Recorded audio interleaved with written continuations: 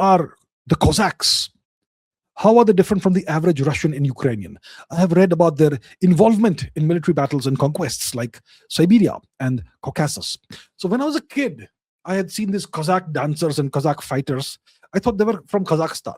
Kazakhstan was a part of the USSR, right? But not quite so. So, Cossacks. So the Cossacks look like this, and the Cossacks are Cossack squat is very interesting. It's a great squat if you are into exercise. The Cossack squat, and the Cossack dance. It's a very acrobatic dance, right? This it's typically men who do that, but apparently even ladies. But it's typically men, soldiers who do the Cossack dance, the dance of the Cossacks. It's a very spectacularly acrobatic performance. So as a kid, as a child, I imagined that the Cossacks were the Kazakhs from Kazakhstan, but it's not quite the case. So who were the Cossacks? The Cossacks of Russia.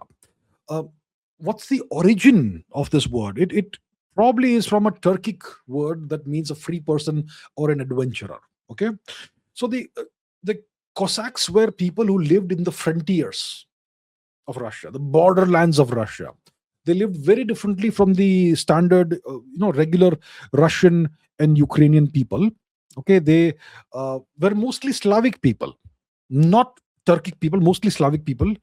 But they eventually became a separate warrior community. They had their own rules, they had their own traditions. So about 500 or 600 years before today, they a bunch of people formed groups on the borderlands, on the steppe, in the steppe region of Russia, and they settled down in the region, and they kind of became the protection of Russia from various, outside groups like the Tatars and so on.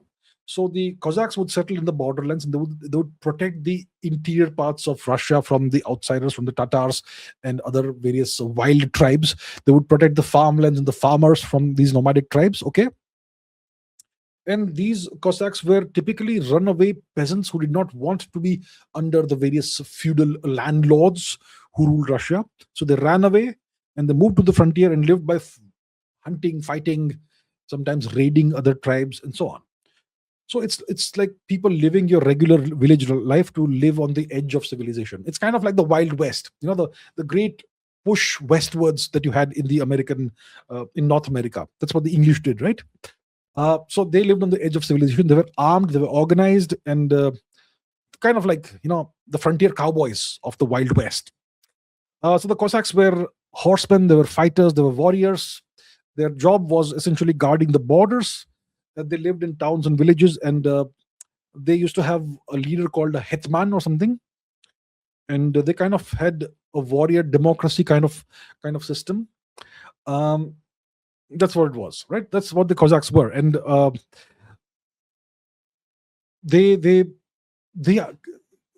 had to be under the authority of the Russian government, of the Russian Tsar, and they defended the empire.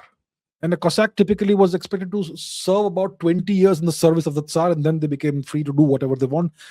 Typically, that was the kind of obligation they had to the empire. So they were armed frontier warriors. They had freedom, but they also had a tough military duty, and they had more freedom than the regular farmers and all who were under the feudal structure in Russia. So that is the Cossacks of Russia.